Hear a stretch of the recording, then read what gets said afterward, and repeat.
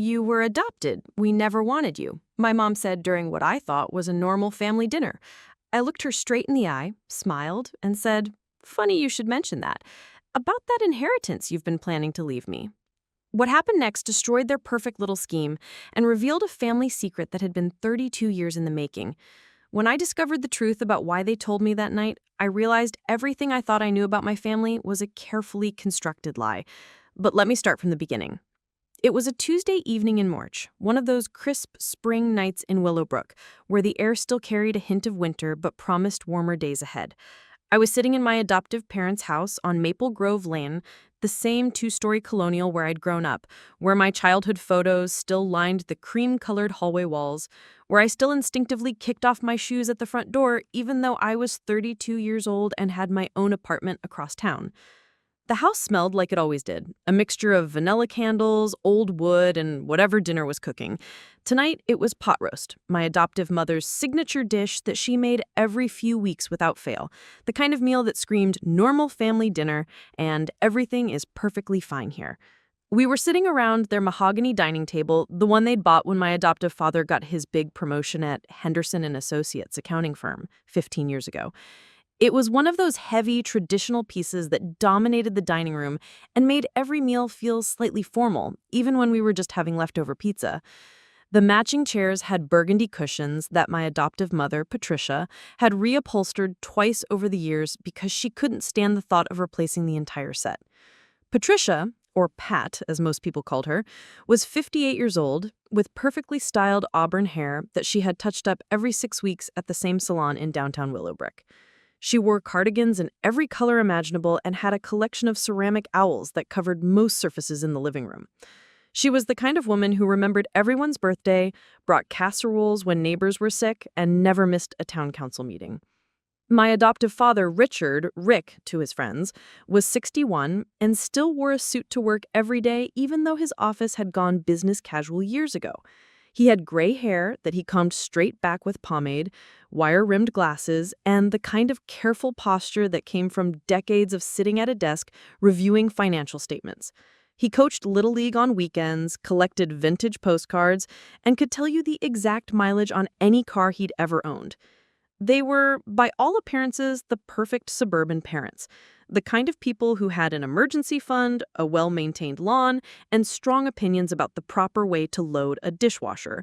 They'd raised me in this house, in this neighborhood, with these values.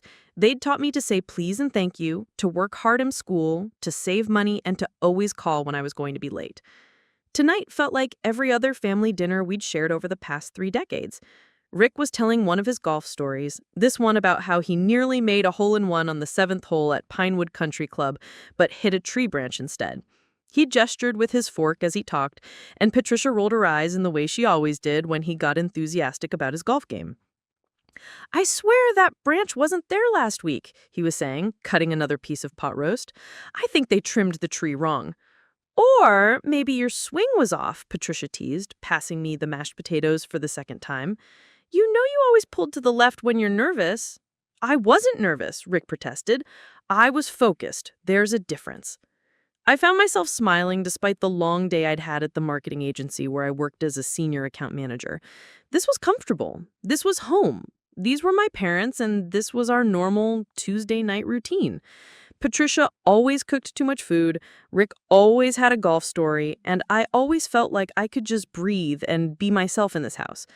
I'd moved out when I was 24, gotten my own apartment in the newer development across town near the shopping center, but I still came to dinner at least once a week, still had my own key, still got my mail forwarded here sometimes when I forgot to update my address with various companies. This house, these people, this life, it was my foundation. "How was work today, honey?" Patricia asked me, the way she always did. She'd been asking me that same question since I got my first job at 16, working at the ice cream shop downtown. "Busy," I said, which was true. We'd been working on a campaign for a local car dealership, and the client kept changing their mind about everything from the color scheme to the tagline. "But good. We might be getting that restaurant account I told you about." "The Italian place?" Antonio's, yeah. The owner wants to expand to 3 locations, so they need a full marketing strategy. Patricia nodded approvingly. She'd always been proud of my career, even though I suspected she didn't fully understand what a marketing agency actually did. To her, I had a good job that paid well and required me to wear nice clothes. That was enough. "That's wonderful, dear," she said. "You work so hard." It was such a normal conversation, such a perfectly ordinary family dinner.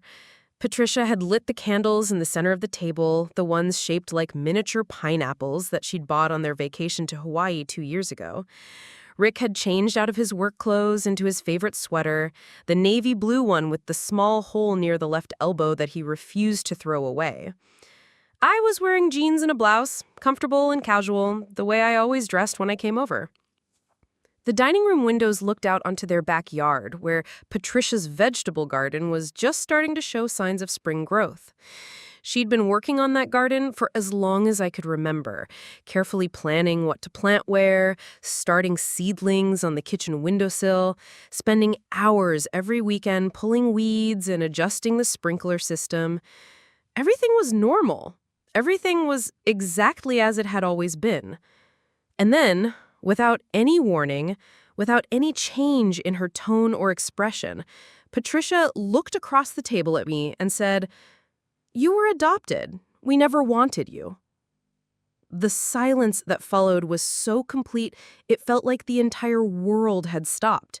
The grandfather clock in the corner, the one that had been ticking steadily in the background for the past hour, seemed to suddenly tick louder. The candles flickered in their holders. Rick's fork froze halfway to his mouth, and his eyes went wide behind his glasses. I sat there, my own fork suspended in midair, a piece of pot roast still on it, and tried to process what she'd just said. The words didn't make sense.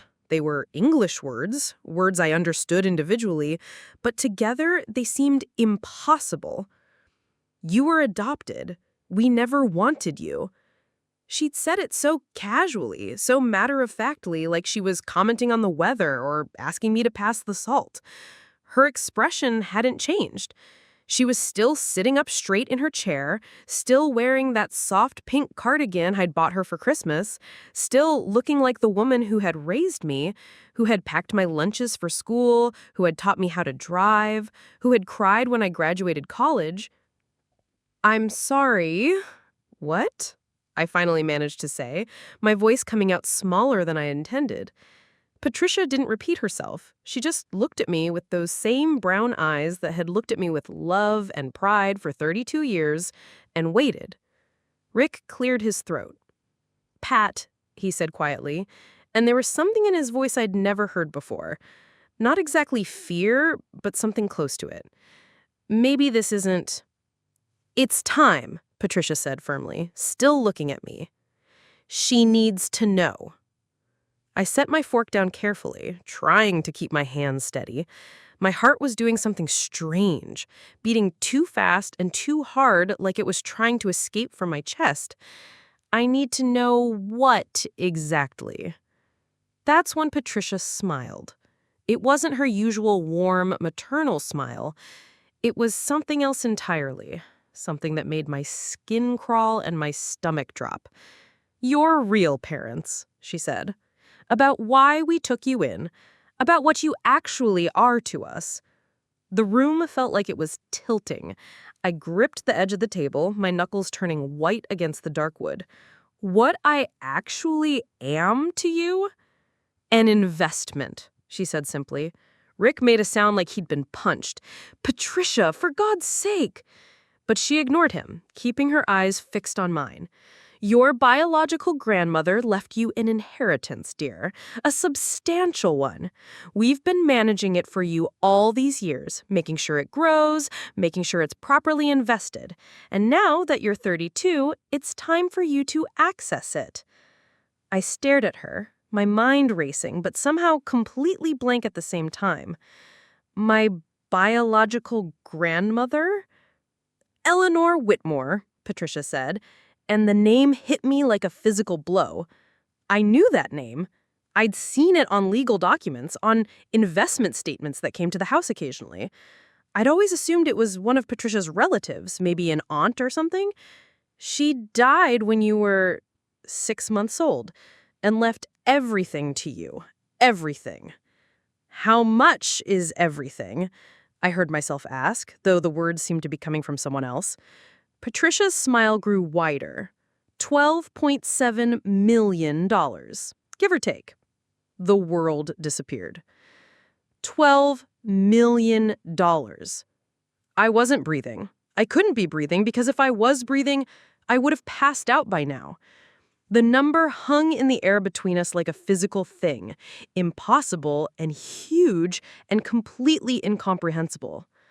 12 million, I started to say, but couldn't finish the sentence. We've been very good stewards of your inheritance, dear. We've made excellent investment choices. When Eleanor died, you were only worth about 8 million. We've grown that considerably. Rick had gone completely pale. He was staring at his plate like he hoped it might swallow him whole. "Pat, stop," he said weakly. But Patricia was just getting started. "Of course, there have been expenses over the years. Raising a child isn't cheap. Food, clothing, medical bills, school supplies, that car we bought you for your 16th birthday, college tuition, naturally. We've kept very careful records." I felt like I was drowning. "Expenses?" "We've been more than fair about it," she said. "We've only charged you for actual costs, nothing for our time or emotional investment. The Lord knows that was considerable, especially during your teenage years." The words kept coming, but they sounded like they were coming from underwater. Charged me?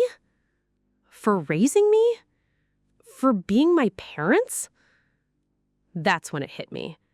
The timing, the casual way she'd delivered the news, the smile.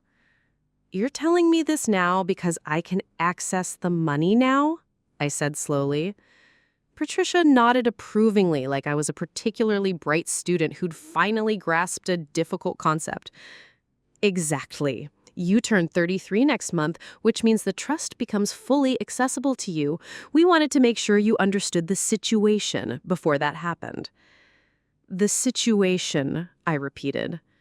"That we expect to be compensated for 32 years of care and expenses," she said. "It's only fair." And that's when I smiled. It started small, just a tiny upward curve at the corners of my mouth. But as the full magnitude of what was happening settled over me, the smile grew. Because suddenly, everything made sense. Every conversation, every interaction, every moment of my entire life clicked into place like puzzle pieces I hadn't even known were missing. The way they'd always been just a little bit proud of me, but never quite satisfied. The way they'd encouraged me to work hard in school, but had never seemed particularly interested in what I wanted to study. The way they'd helped me get my apartment, but had insisted I stay close to Willowbrook. The way they'd always been supportive of my career, but had subtly discouraged me from taking jobs that might require me to move away. They hadn't been raising a daughter. They'd been protecting an investment. "That's interesting," I said, my smile growing wider as Patricia's started to falter, "because I happen to know something about that inheritance that you don't." Rick looked up from his plate for the first time since this conversation started. "What do you mean?" I reached into my purse and pulled out my phone, scrolling through my emails until I found the one I was looking for. "I mean that Eleanor Whitmore's estate attorney contacted me directly 6 months ago." The color drained completely from Patricia's face. "That's impossible." "Is it?" I asked, holding up my phone so they could see the email.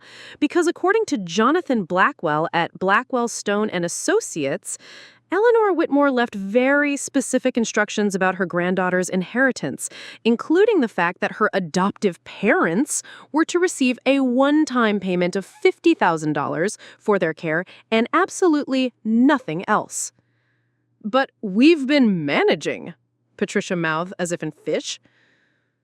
"You've been stealing," I said, my voice calm and steady, despite the fact that my entire world had just exploded and rebuilt itself in the space of 5 minutes. "For 32 years, you've been stealing from a trust fund that was never yours to manage. The attorney has been trying to locate me because the trust has grown to over $18 million, and you've been intercepting all the communications. Rick pushed his chair back from the table so hard it scraped against the hardwood floor. We didn't know. We thought we were supposed to... You thought you were supposed to lie to me about who I am, steal millions of dollars, and then present me with a bill for the privilege of being raised by thieves? I asked. Patricia found her voice again. We raised you, she said, and for the first time she sounded defensive instead of confident.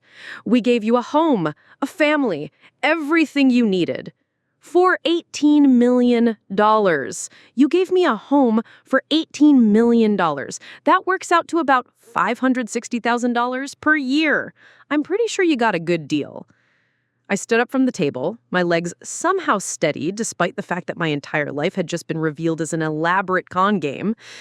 But here's the thing. The trust wasn't just money. Eleanor Whitmore also left me property, including the house you're sitting in. The silence that followed was so profound I could hear the refrigerator humming in the kitchen.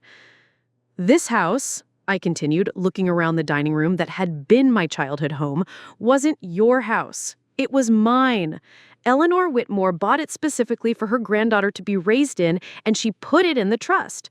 Along with the house in Newport that you've been using as a vacation rental property and the apartment building downtown that you told me your business partner owns. Patricia's hands were shaking now. We didn't know. You knew enough to forge legal documents, I said, pulling out another email from my phone.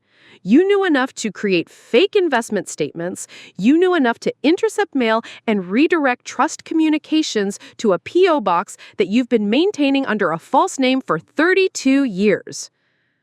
I looked at both of them, these people who had raised me, who had taught me right from wrong, who had been my entire family for my entire life.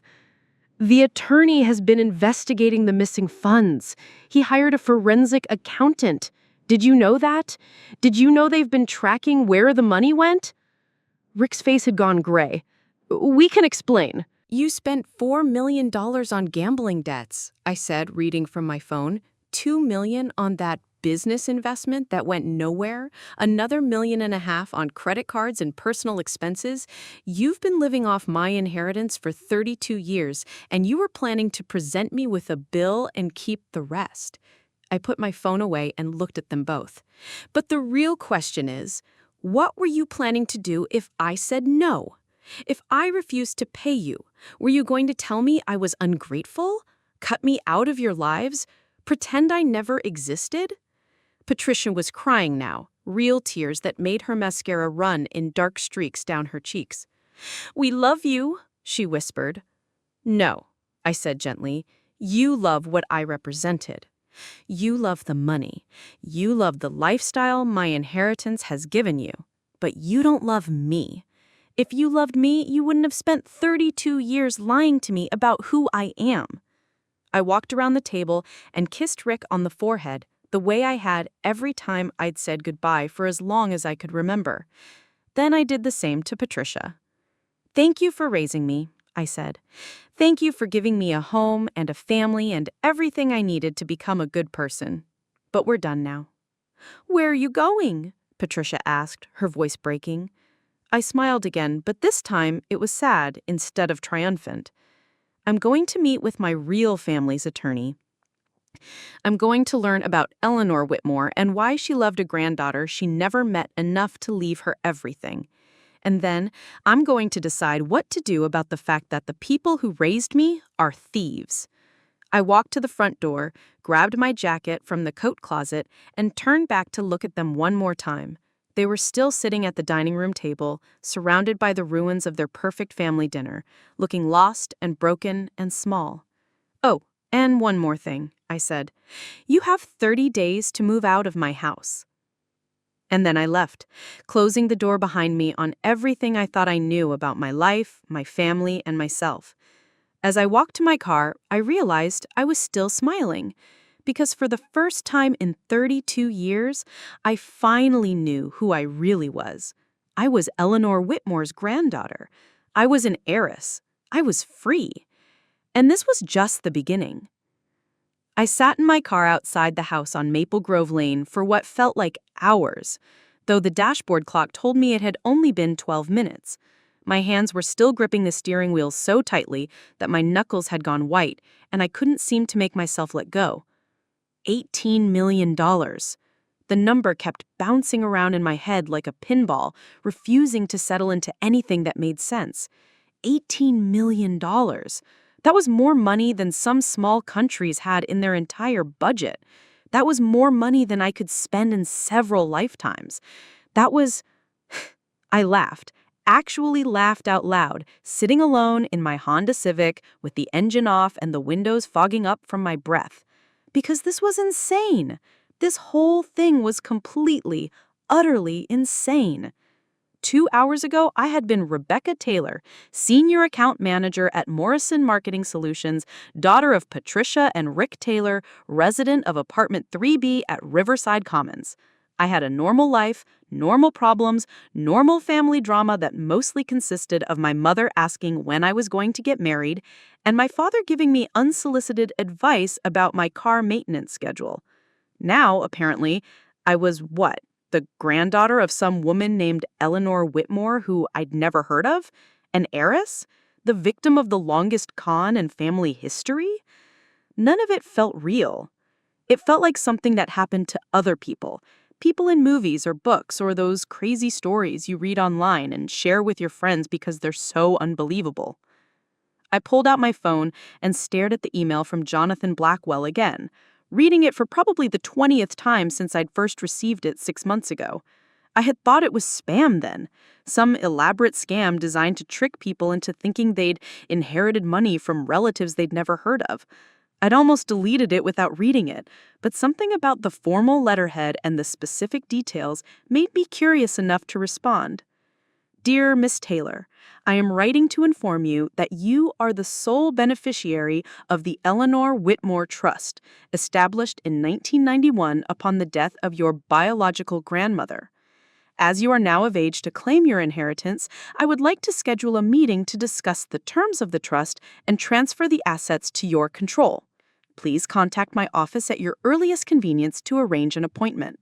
But curiosity had gotten the better of me, and I'd called the number listed in the email. Jonathan Blackwell had turned out to be exactly what he claimed to be, a partner at a prestigious law firm with an office in the financial district of the city, about an hour's drive from Willowbrook. He'd been handling the Whitmore estate for over 30 years, he told me, and had been trying to locate me for the better part of the last decade.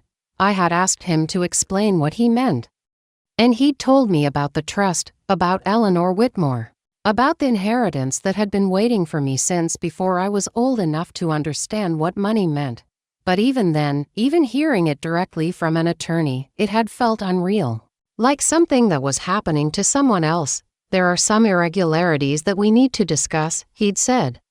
Some discrepancies in the trust management that require your immediate attention. I had made an appointment to meet with him the following week, but then life had gotten in the way. Work had exploded with the restaurant account, and then I'd gotten the flu, and then Patricia had broken her wrist and needed help with grocery shopping and household tasks.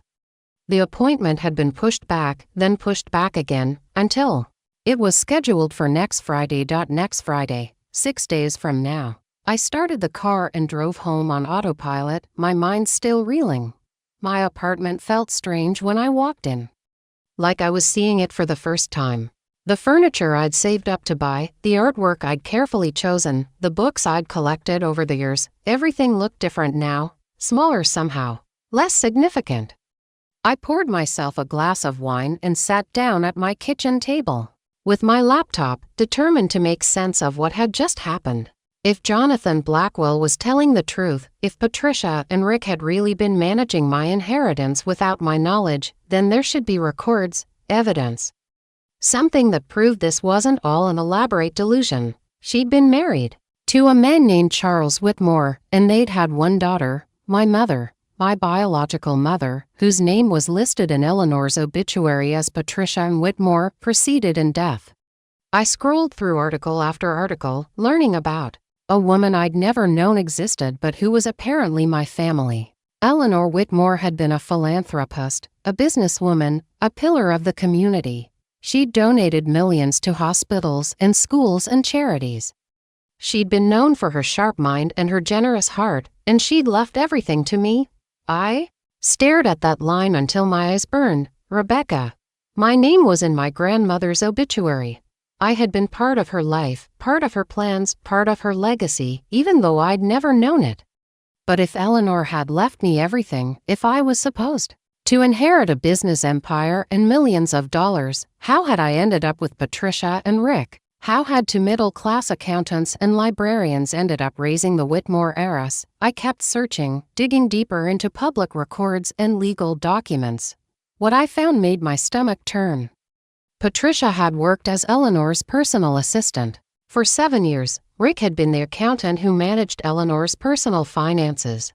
They'd been trusted employees, people who had access to Eleanor's private information, her legal documents, her family history, when Eleanor died and left everything to her infant granddaughter. They'd been named as temporary guardians until other arrangements could be made. They were supposed to care for me until Eleanor's estate attorneys could find suitable permanent parents for adoption. They'd used my inheritance to pay off their debts, to fund their lifestyle, to buy things they could never have afforded on their modest salaries. They'd lived like wealthy people while telling me that we were a normal middle-class family who had to be careful with money. Patricia and Rick Taylor weren't my parents. They were criminals who had stolen my inheritance and convinced me to be grateful for the scraps they'd allowed me to have. But they'd made one crucial mistake. They'd gotten greedy. They'd decided that even after 32 years of theft, they deserved more. They'd decided to tell me the truth, thinking they could manipulate me into giving them even more of what was already mine. Instead, they'd handed me the keys to exposing everything they'd done. I picked up my phone and scrolled through my contacts until I found Jonathan Blackwell's number. It was almost 10 o'clock at night, but this couldn't wait until morning. He answered on the second ring. "Mr. Blackwell," I said, "this is Rebecca Taylor. We have an appointment scheduled for next Friday, but I think we need to move that up. I just learned some very interesting information about my adoptive parents." There was a pause. "I see. How much do you know?" "I know that they just tried to extort me for money they've already stolen." I said, "I know that they've been lying to me for 32 years. And I know that you've been trying to reach me directly because you suspected something was wrong." Another pause. "Can you be in my office tomorrow morning at 9? "I'll be there," I said.